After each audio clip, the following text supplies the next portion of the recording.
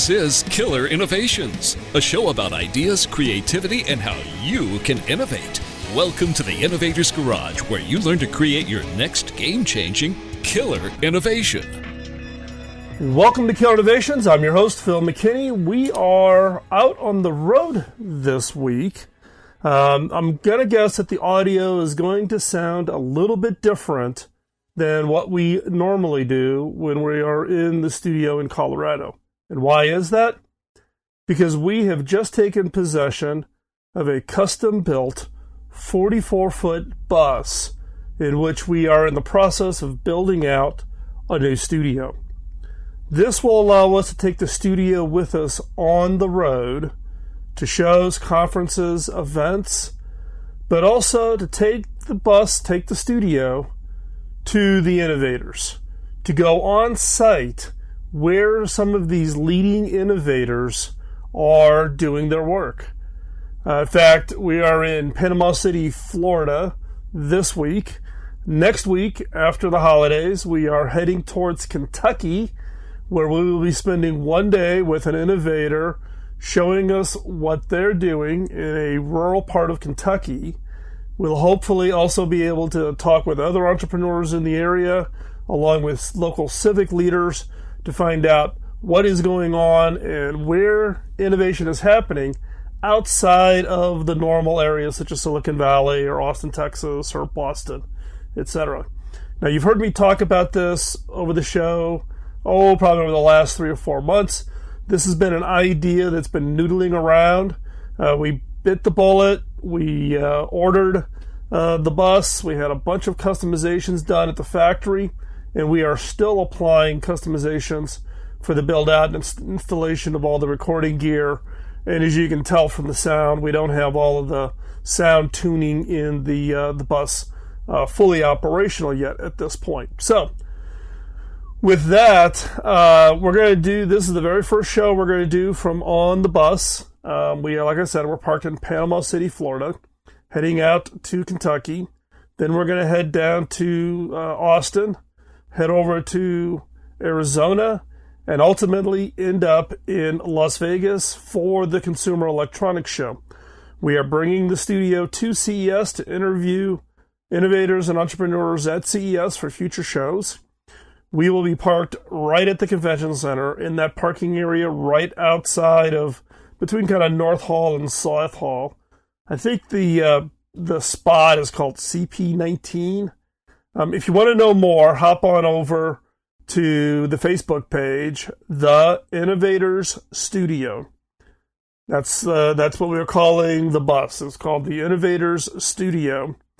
And we'll have all the information, and we'll also be highlighting where we are stopping in this first trip across the country. So check it out. Follow us. If you have an entrepreneur innovator who you think we should tell the story, or something happening in a community around innovation that you think they should get a little bit of their 15-minute of fame, drop us a note, post a message over on the Facebook page, send us a message, carrier pigeon, email, however it gets to us. I'd love to find out about it. Then in February, we'll be back out on the road for a couple of weeks, again, coming from Colorado back to the East Coast. And we'll be doing these periodically. Probably the next big event after CES will be South by Southwest. So check it out. If you go over to the Innovators Studio over on the Facebook page, then you will actually see what the outside of the bus looks like. And then at CES, we'll have some photographs taken and show what the inside of the bus looks like. It's still in pretty rough form, given that we don't have all of the equipment and gear in place. So let's get into this week's show. This week's show is about what I would refer to as innovation collapse. Organizations that have tried to stand up an innovation program, it's just not working, and it's crushing under its own weight. And you can kind of starting to see the writing on the wall that it's going to go away. It's just going to kind of slowly disappear. Nobody's going to say anything. It's going to be kind of chalked up as one of those experiments within an organization. What I want to share with you this week are the 4 signs your organization is heading towards innovation collapse. Are there some early weak signals that you should be keeping an eye open for? And what should you do about them? What can you do to avoid the innovation collapse? So let's hop right in with number 1. Number 1 is what I call innovation out of fear. The whole process of starting an innovation within an organization wasn't built on any form of solid foundation. It was done out of fear. Fear that you're falling behind, your competitors are getting all the press, your share price is depressed because shareholders don't see you as delivering new innovations. Fear is not something that is a sustainable motivator to feed an innovation process within an organization. You really need to stay focused on that ability to create a foundation for that innovation. What is it? Why is innovation important to you? You have to be able to answer that as just a fundamental question. Why is innovation so important to you? Why is it that you're doing it in the first place? Fear is not a motivator. Fear is a reaction. It is an emotion that is a result of fearing for your job, fearing for the survival of your company, whatever's triggering that fear. But again, fear is short-lived. You get kind of this big spike of adrenaline, you put a lot of energy, and then it fades off very quick. Innovation is not a sprint. It's a marathon, and it's a 100-mile marathon. This is an endurance race. So you have to find what is that motivator. You have to identify the motivator that is going to sustain you over decades. Not months, not weeks, not even a year, but decades. What is the motivator that's going to motivate you and your team to innovate? So if your innovation is based purely on this innovation out of fear, and again, that could come from, press coverage of your competitors. It could be your share price. It could be your board of directors now pounding on you saying, you need to innovate. Hurry up. Let's go and stand up in innovation. Let's go hire a chief innovation officer. Let's go, buy some books or bring a consultant in or whatever it is. Those are all knee-jerk reactions. You need to take a step back. Leadership needs to own the understanding of why innovation should and is important to you as a leader and to your organization. Now, one of the underlying statements that I hear repeatedly out of this innovation out of fear is that, well, if we don't innovate, we're going to die. We're going to get left behind. And we tend to like to grab these little, the quotes that we see on whether it's Pinterest or memes on Facebook or LinkedIn around innovation about, if you're standing still, you're falling behind, all those, those are nice, catchy terms, right? But those, again, are not motivators. They're not going to sustain you for the next decade in order to deliver high impact, high value innovation. So, think about that. Think about what is it. Define what that rationale is. Why is innovation important to you? Why is it? What is it that's going to be that foundational understanding as to why you're going to take on this almost unbelievable amount of effort? And trust me, it is an unbelievable amount of effort. Standing up, leading, running an innovation effort will be the hardest thing you have ever done, bar none. It will be the hardest thing you have ever done. So, if you're going to do that and if you're going to commit to that, then you've got to find that motivator. I'll use this show as an example. When I started this show back in March of 2005, I thought I'd maybe do 6 or 7 shows and nobody would listen to it. Nothing would happen. We're now in season 13. We start season 14 coming up in March. 13 years of doing the show. And what I have found is the motivator for this isn't something that's inside of me, but it's the response and support that I get from you, the listener. The fact that you take the time out, you're listening to this show right now, you send emails in, you ask your questions, you comment on good shows that were really helpful or suggestions for improving other shows. It's that motivation, that feedback loop. Find what that feedback loop is for you to sustain a decade-long innovation effort. Don't do innovation out of fear. And we'll continue this discussion when we come back from this break.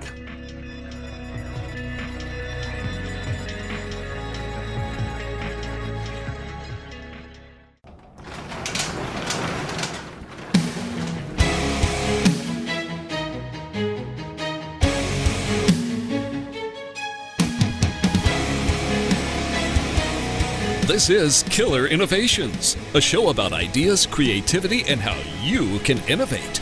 Welcome to the Innovator's Garage, where you learn to create your next game-changing killer innovation.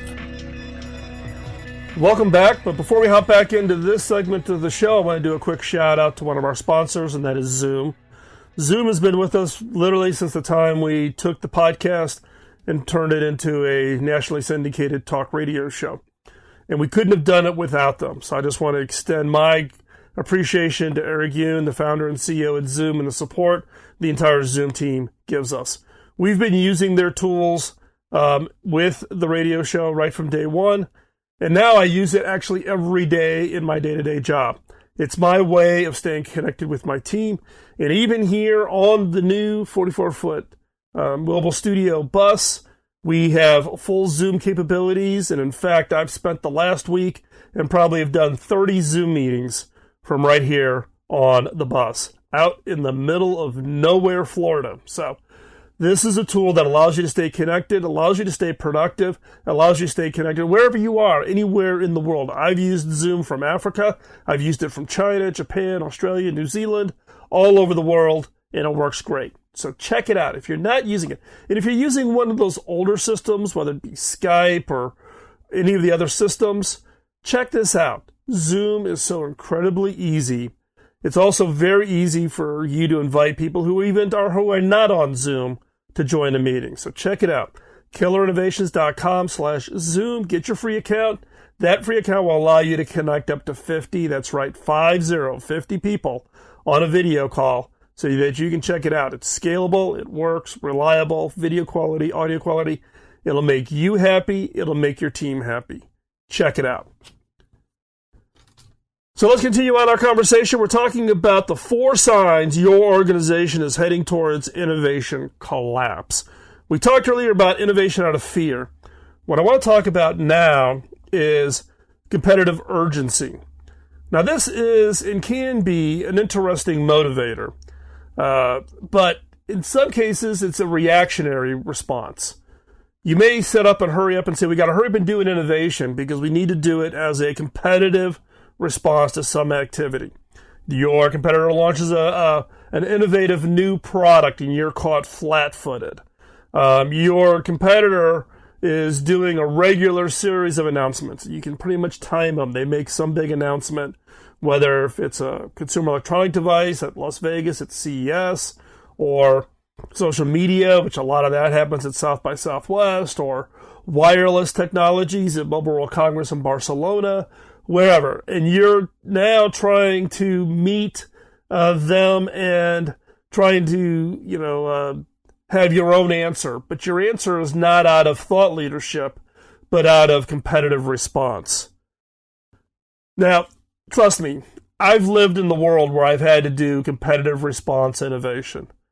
And when I've taken over teams inside of organizations that really did not have what I would call a strong innovation funnel, then you're caught in this game where you have to do these form of competitive responses, where you have to do something quick in order to not to be left behind, both on a revenue perspective or market competitive perspective, whatever the metric is. So I know you have to do that, but at the same time, if you stay in that and you're just doing the response, then you're thrashing your organization and you're digging yourself into a hole that you will never get yourself out of. You just won't get yourself out of that hole.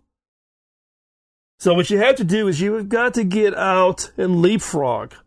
It's not about just responding and they come out with product A and then you come out with your product that's just like product A, and then they come out with product B and you come up with a product that's just like product B. You've got to figure out a way to get ahead. You have got to get out there and you've got to leapfrog them.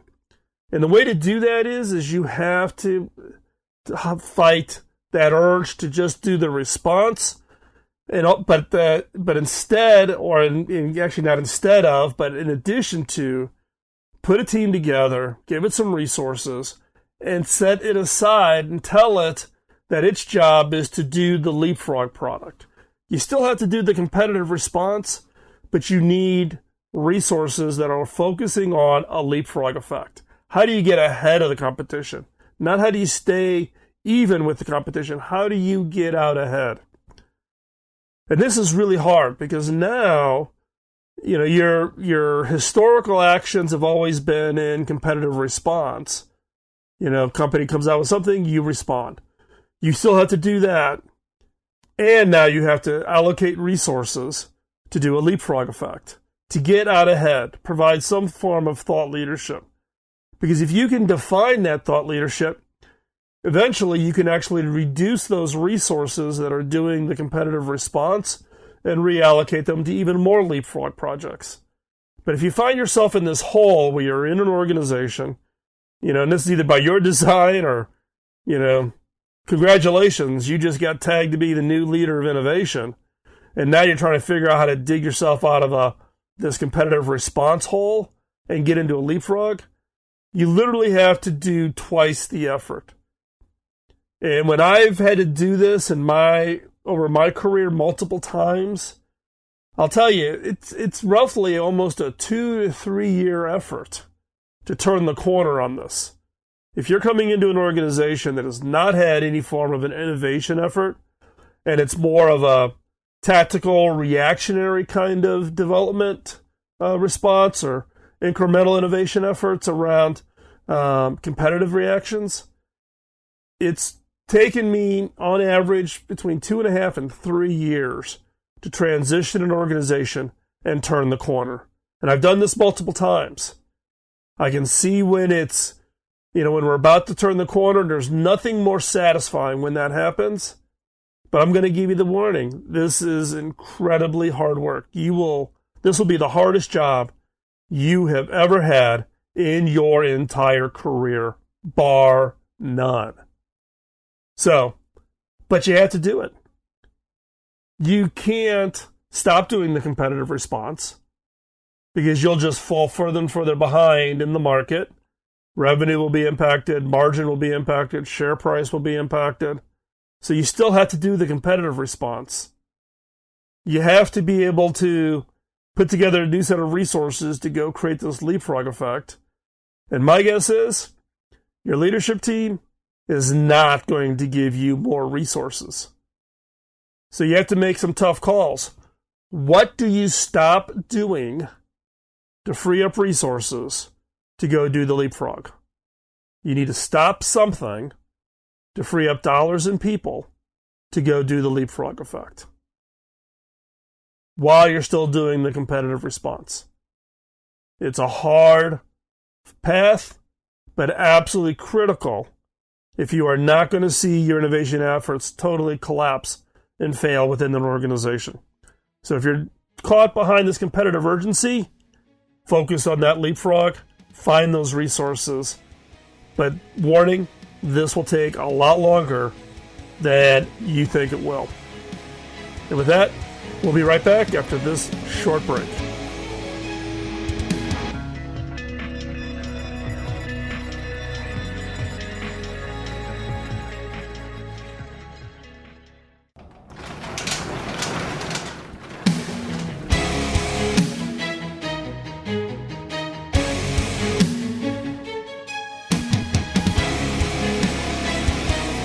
This is Killer Innovations, a show about ideas, creativity, and how you can innovate. Welcome to the Innovator's Garage, where you learn to create your next game-changing killer innovation. Welcome back, but before we hop back into this segment of the show, we want to do another shout out to another one of our sponsors, and that is HP. HP is providing all of the gear in our main studio in Colorado, and we are also outfitting the new 44-foot mobile studio bus with HP gear. We're using an HP Z2 mini server here on the bus for doing all of the video processing, along with all of the streaming when we do live events from the bus. We're also using an HP Slice, and that is the device that actually runs the Zoom room, connects out to the network to allow for guests to join us. But it's also the platform that we use for Lucy, which is the software that allows us to connect to BizTalk Radio's network and allows us to broadcast to the 30-plus radio stations that carry the show. So all of that based on HP technologies. Not to mention the fact that I've got my EliteBook 360 from HP, which is my day-to-day machine. Carry it with me every day. It's got the full 360 hinge with the smart pen. Phenomenal technology. I literally could not survive a day without my EliteBook. So check it out. You can see all of the technologies that we're using here at Killer Innovations over at killerinnovations.com/HP. So let's pick up our conversation on the 4 signs your organization is heading towards innovation collapse. We talked about innovation out of fear. We talked about innovating out of competitive urgency. Now I want to talk about what I call silos or fragmentation. These innovation silos are highly fragmented innovation efforts occurring around an organization. If you walk around your organization and there's been this big burst of innovation effort triggered by something, whether it's the innovation out of fear or it's a innovation out of competitive urgency, and all of a sudden thousands of projects get fired up, be careful. I get the enthusiasm, the excitement. Let's hurry up and, let's make 1,000 flowers bloom. Let's throw spaghetti against the wall and see what sticks. Let's try lots of different things. The challenge being, though, is that each one of those projects are actually become individual little islands. And innovation is a team sport. And that team is not confined to just around a project, but it's around that your entire organization being engaged and having transparency and being able to see those innovation efforts that are underway within your organization. When you're starting early innovation efforts, those teams need support. They need to be able to come together. They need to be able to express their frustrations. They need to be able to find, like-minded individuals within your organization. If you just allow across the large organization a lot of innovation efforts to all of a sudden spin up, then again, they're back to being these innovation islands. And the big challenge long term is going to be is how do you prioritize all of these innovation efforts? How do you make sure that the right innovation efforts are getting the right level of resourcing, both people, time, and money? It's easy to just simply say, okay, we're going to allow every manager to use their existing budget in order to spin up some innovation efforts. And so therefore you empower everybody to go do lots of interesting things. But the real question is how do you prioritize that across the organization? Now, I am not advocating for some rigorous reporting and tracking and, God forbid, big program or project management systems, with Gantt charts and all those kinds of things. In fact, given I've run very, very large innovation organizations and I've run very, very small innovation organizations, I actually cannot recall the last time I ever used a traditional project management tool set with any form of project tracking or Gantt charts or any of those. But what you do need is you need some way of tracking and measuring the innovation funnel. You now have all these projects going. At what stage is each one of these? Some of them may be further off. Projects won't show any value for 2 to 3 years. Some may be nearer term, maybe something 6 months out. Not all of those projects are aligned. You could end up with pretty crazy projects out there that make no sense for the organization to go do anything with. So your ability to take these silos or this highly fragmented innovation projects and put together some basic funnel management around it will pay back in spades. Trust me. Now that you've got it in a funnel, now what do you do with it? Now you have to prioritize. Not all ideas are of equal value. Not all ideas are ever going to turn into anything. And some ideas are just so crazy that they don't even apply to your business or industry.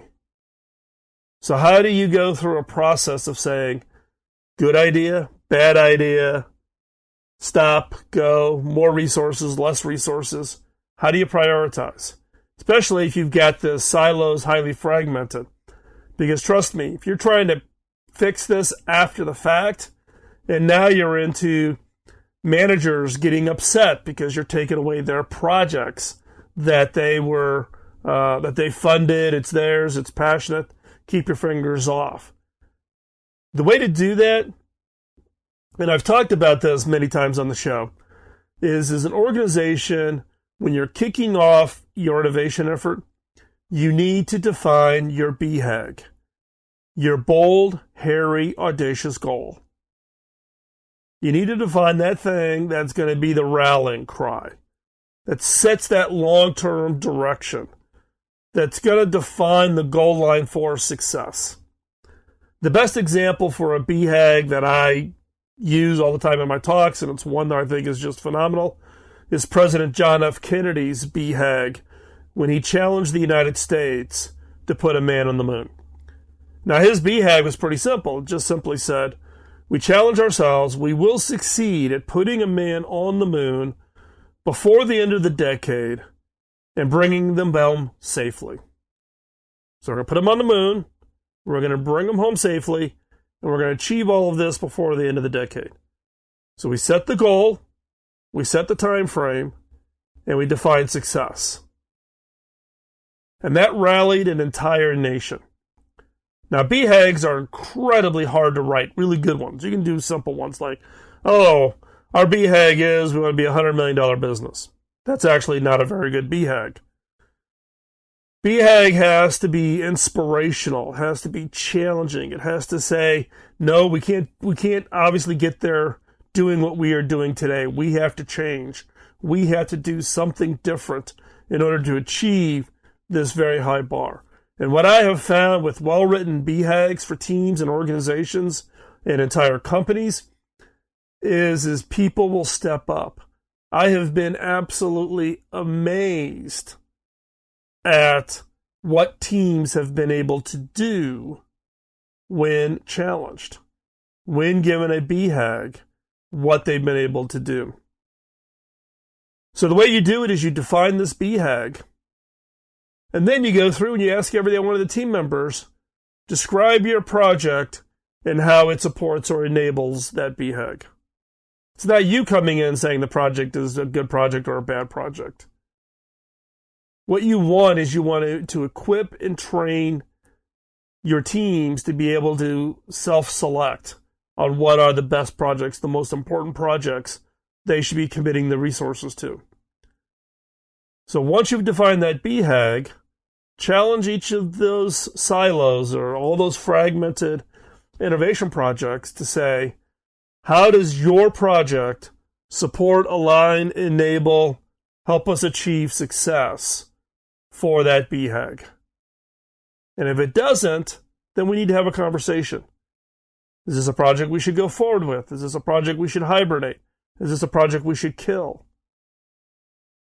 But you have to have some form. You just can't have all these silos and highly fragmented innovation projects running all over the place. You need to define that innovation funnel so that you know where projects are staging-wise. And then you need to align all those projects against the BHAG. You do those two things, the silos will tend to go away because people will come together, and the fragmentation will go away because people will look at leverage. Trust me, it works. I've done this. I do it today. It's the most important part of the process as a leader, managing the funnel. So stay right there. We'll be right back after this break.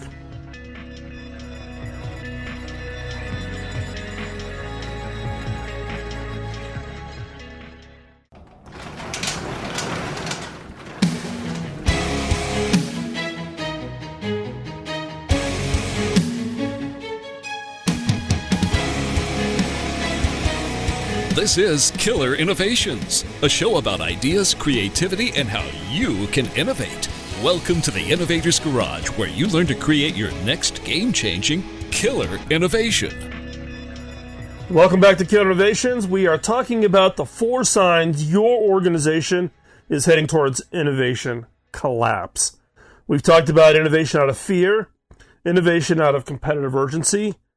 We just talked about number 3, which was silos, innovation silos, or innovation fragmentation. Let's talk about number 4, which is lack of willpower. When leaders step off and want to put together an innovation effort, there's lots of early energy, enthusiasm, excitement. You bring in all these consultants and speakers. Maybe you do a retreat.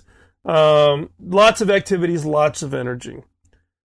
But look, we all know that there's things inside of an organization that if you are building up an innovation capabilities, there's some things that need to change, that need to be done differently if you really are going to be successful in it. And the challenge for a lot of leaders is are they really willing to do whatever it takes to achieve innovation success? Are they willing to do whatever it takes? If you've been able to address why you want to innovate, how you're going to get out of the hole you're in with the competitive reactionary types of innovation, you're going to get control of all of your innovation projects. Are you really willing to make the changes necessary? Do you even have the right leaders? Do you have the right culture? Do you have the right structure, right compensation, the right motivators, the right board of directors to support your innovation effort? And are you willing to take whatever steps are necessary to fix that? Replace leaders, rebuild a culture, retool your entire organization. And that could mean letting some people go and hiring on new people with the right set of skills. And are your leaders ready to lead? In long-term, well-established organizations, this tends to be one of the hardest things. If you're middle management or you're an individual contributor within an organization, my guess is you could sit back and you could point out a number of things you see within your organization that's going to hold you back. And unless leaders are willing to deal with it, innovation success is not going to happen. This lack of willpower will manifest itself over the long term within any organization. We get comfortable. We don't like to change. Johnny's been with the company 25 years. Yes, he's a naysayer, and yes, he's a roadblock, but he's been here 25 years. Right? Loyalty is great. But in some case, you do have to think about the long-term survivability of your organization, your company, your innovation efforts. And if you're on the verge of innovation collapse, this lack of willpower to do whatever it takes to achieve innovation success will be the boat anchor that will totally undo any other effort you're trying to do to establish innovation. Now, I am the firm believer that everybody is creative. Everybody is innovative. So the immediate knee-jerk reaction should not be, I need to fire everybody and hire a whole new quote, set of innovators and bring them into the organization. You've invested in your people. You've invested in their success. Help them. Help with that transition. But have that will to make the changes necessary. Now, how do you make this happen? How do you get people to kind of step over from the old way to this new way? To get people to be 100% fully committed to a new innovation approach. And that is what I call burn the boats. Set up a restructuring of the organization, a restart, some bright line that once you step over that line, there is no going back. Make some very public statements about the old you versus the new you as an organization. By making it public, then you basically burn the bridge from the ability to go back and be doing it the old way. You've made a commitment, you've made a public statement, burn the bridge. Now, there's a blog post I did a number of years ago on this whole burn the boat strategy for innovation, and I'll go find it, and I'll put a link to it in the show notes over at killerinnovations.com, so you can check it out there. But you've got to create some form of a clear delineation of the old way and the new way. And you have to define what that new way is. Is it, corporate culture, organizational structure, roles and responsibilities, the way funding is done, the way new projects will be managed? Whatever you've defined is that way, path forward for your organization, then you need to burn the boat. You need to be very clear that retreat and going back to the old way is not an option. So let's wrap it up. Let's review the 4 signs your organization is heading towards innovation collapse. Number 1, innovation out of fear, not a long-term motivator. Number 2, innovation out of competitive urgency. Constantly focusing on your innovation effort is in response to a competitor's actions or an industry's actions is not long-term sustainable. You will always be behind. Find that opportunity to leapfrog. Number 3, challenging of working with innovation silos and innovation fragmentation, right? Get your funnel in place and define that BHAG, and lack of willpower. Burn the boats. As we wrap up, I want to thank you for taking the time this week to listen to the show. Check us out over at killerinnovations.com. Follow the mobile studio over at the Innovator Studio over on Facebook. We'll keep you up to date on where we're at.